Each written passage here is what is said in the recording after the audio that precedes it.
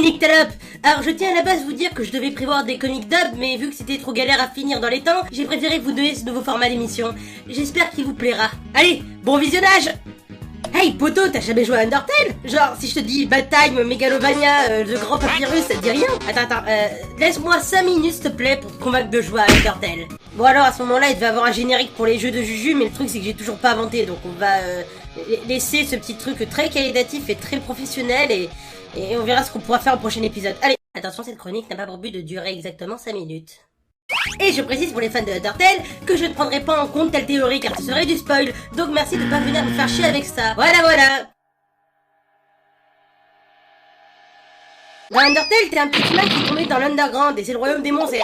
non, attends, c'est pas un petit humain, c'est une petite humaine. Non, je sais plus, c'est un petit humain? Non, c'est un garçon? Ah, je sais pas, avec tous ces fanarts que je trouve, bon, tout ce que je sais c'est que c'est libre d'interprétation, donc... Pour ma part, la première fois que j'ai vu ce sprite, je voyais juste un petit émo japonais.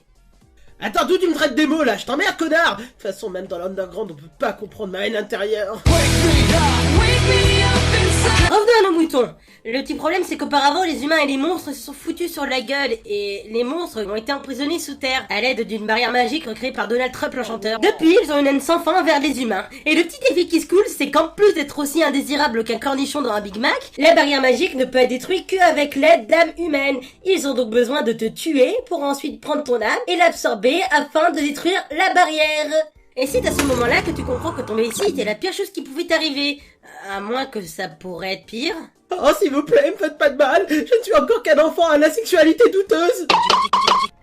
Ça va, vous vous rincez l'œil? Ah, pas de panique. Dans l'underground, tout n'est pas rose, mais tout n'est pas noir non plus. Il y aura des monstres qui seront gentils avec toi et qui voudront même t'aider à sortir de ce pétrin, tandis que d'autres voudront te capturer ou te mettre à mort à tout prix pour extirper ton âme. Eh, par contre, fais gaffe, niveau apparence, c'est pas ce que tu crois. Dans l'underground, tout est hardcore, même les fleurs te tabassent. Salut, je suis Flowey la fleur, et aujourd'hui je vais t'apprendre que dans l'underground...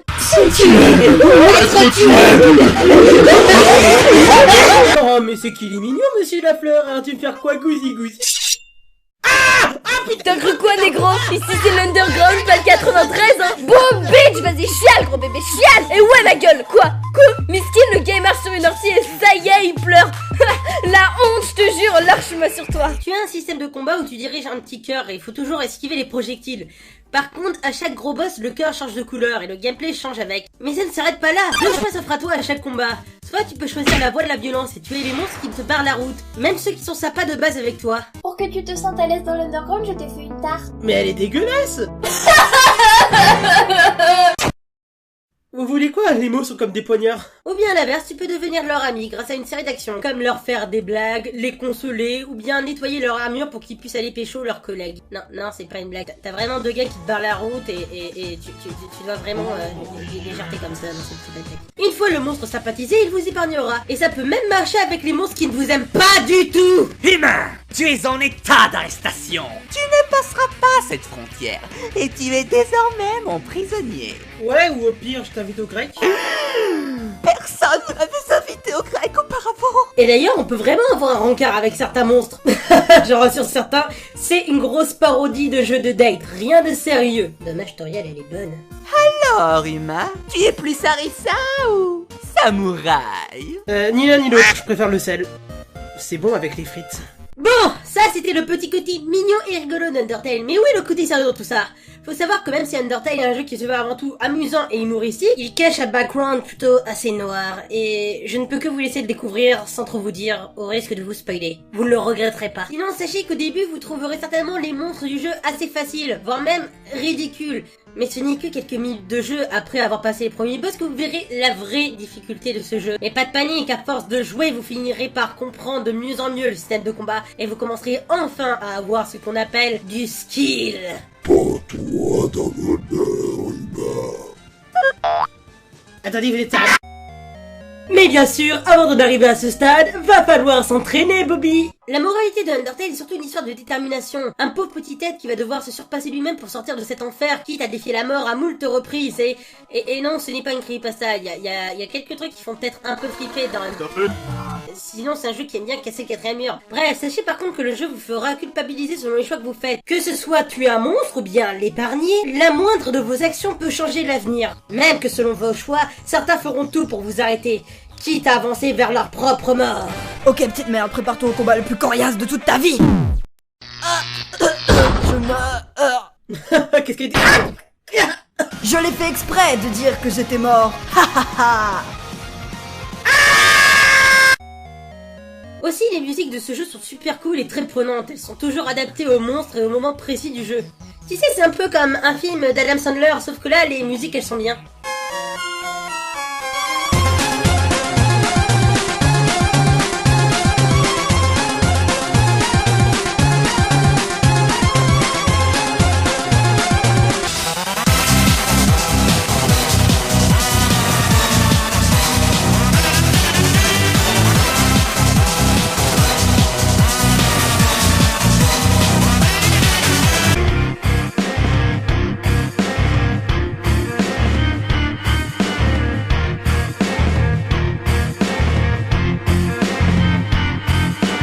Et ce qui est cool, c'est que chaque putain de monstre fait preuve d'originalité. Deux frères squelettes totalement barrés qui essayent de capturer un humain, un robot tueur d'hommes, mais également présentateur de programmes TV. C'est comme si un mecha Cyril Hanouna vous poursuivait avec une tronçonneuse. Ou encore une lézard scientifique fan d'animé et...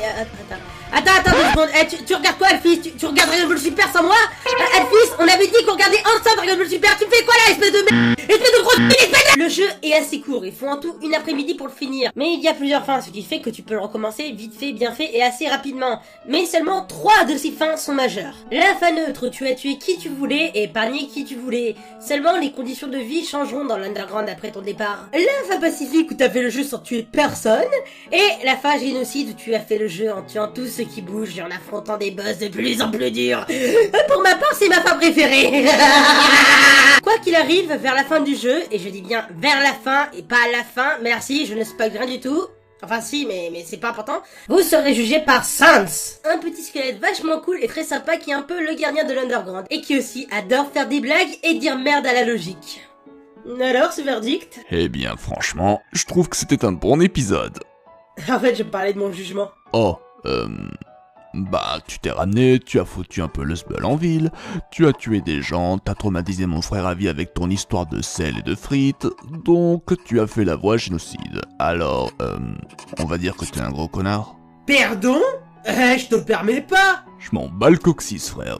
Moi, je suis là pour juger tes actes et faire des blagues tout le long du jeu. Ah, bah ça explique pourquoi t'as pas bougé ton cul lorsque j'ai tué ton frère et tous tes amis. Monsieur faisait des blagues. Ce qu'il est drôle, c'est sur quel thème la prochaine?